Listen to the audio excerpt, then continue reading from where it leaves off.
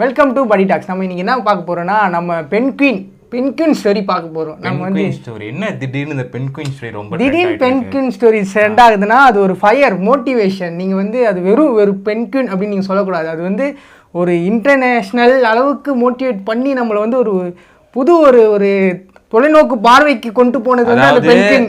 அந்த பென்குயின் அந்த மலையை நோக்கி நடந்து போறது உங்களுக்கு வந்து ஆமா அது ஒரு எப்படி சொல்றது, இப்போ நீங்கள் சாதாரணமாக என்ன சொல்லுவீங்க, நான் வந்து ஒரு சர்க்கிளில் இருக்கேன், ரொட்டேஷனாக என் ஒர்க் இதுதான் நான் பண்ணிட்டு இருக்கேன் அப்படின்னு இல்லாமல் அந்த பென்குயின் அதுக்கு பிடிச்சதை வந்து தேடி அது போகுது.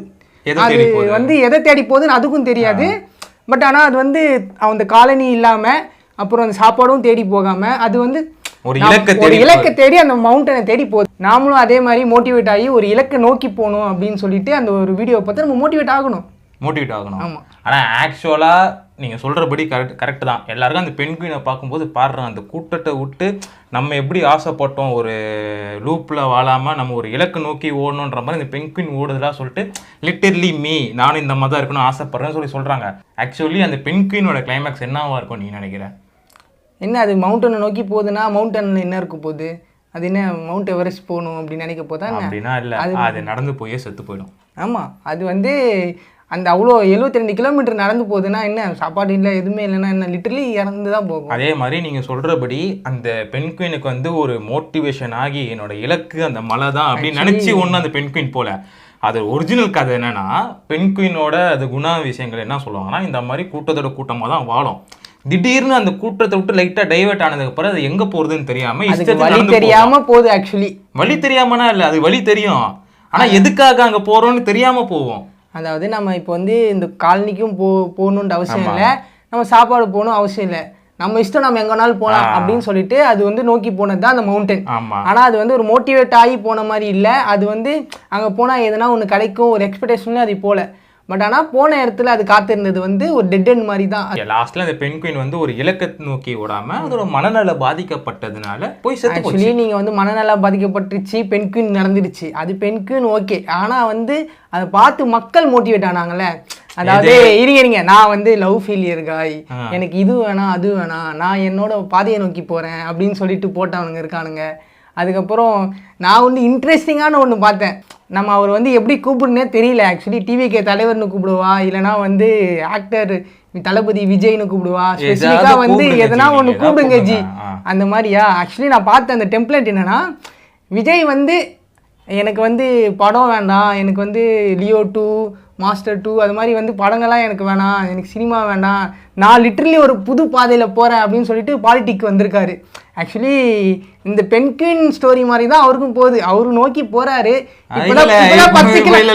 பென்குயின் ஸ்டோரி படி போறாருன்னா இல்ல ஸ்டோரி என்ன நம்ம எனக்கு தெரியும்பா, அது டெட்னு எல்லாருக்குமே தெரியும். பட் இருந்தாலும் மோட்டிவேட் ஆகுறாங்கல்ல, அது மாதிரி அவரு மோட்டிவேட்ல போயின்னு இருக்காரு. மோட்டிவேஷன்ன்றது எதுல வந்து யார் எப்படி வேணா எடுத்துக்கலாம், அது அவங்கவுங்க இஷ்டம். பட் ஆனா எடுக்கிற விஷயம்ன்றது கொஞ்சம் நல்ல விதமா தான் சரி.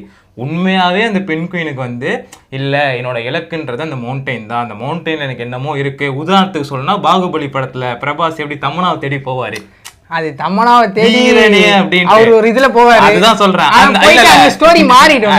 அதான் சொல்றேன், அந்த மாதிரி நடந்து போனாலும் பரவாயில்ல. பென்குயினுக்கே தெரியாது நான் அங்க போறேன் அப்படின்ட்டு.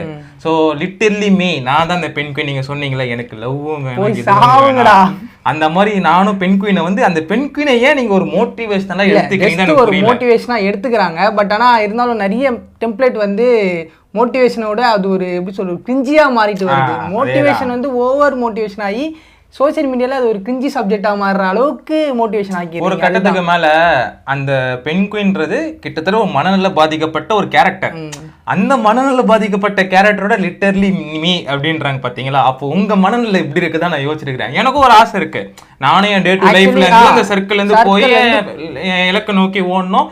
குறிப்பிட்டு சொல்லலாம், இப்போ பாக்குறீங்க இந்த வீடியோ, அதை கூட எடுத்துக்கலாம்.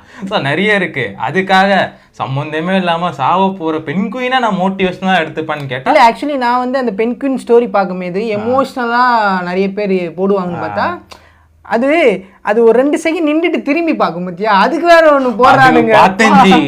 என் தலைவர் தளபதியில ஒரு பண்ணிருப்பார் ஒரு மேஜிக், அந்த பிஜிஎம் எடுத்து அதுல போட்டானுங்க. சன்செட்ல தளபதி ஒரு லுக் அந்த ஹீரோயின் பார்த்து விடுவாங்கல்ல, அது மாதிரி கடைசியா நான் பார்த்துக்கிட்டு நான் போறேன்டா அந்த மாதிரி ஒரு எஃபெக்ட்லாம் போட்டு பயங்கரமா போட்டுருந்தாங்க. எல்லாமே ரொம்ப பயங்கரமா இருந்துச்சு, எல்லாம் நல்லா இருந்துச்சு. நம்ம மக்கள் வந்து மோட்டிவேஷன் பண்றதுக்கு எல்லாமே நல்லா பண்றாங்க. பட் ஆனா அது ஓவரா ஆகும்போது கொஞ்சம் கிரிஞ்சி ஆயிடுது.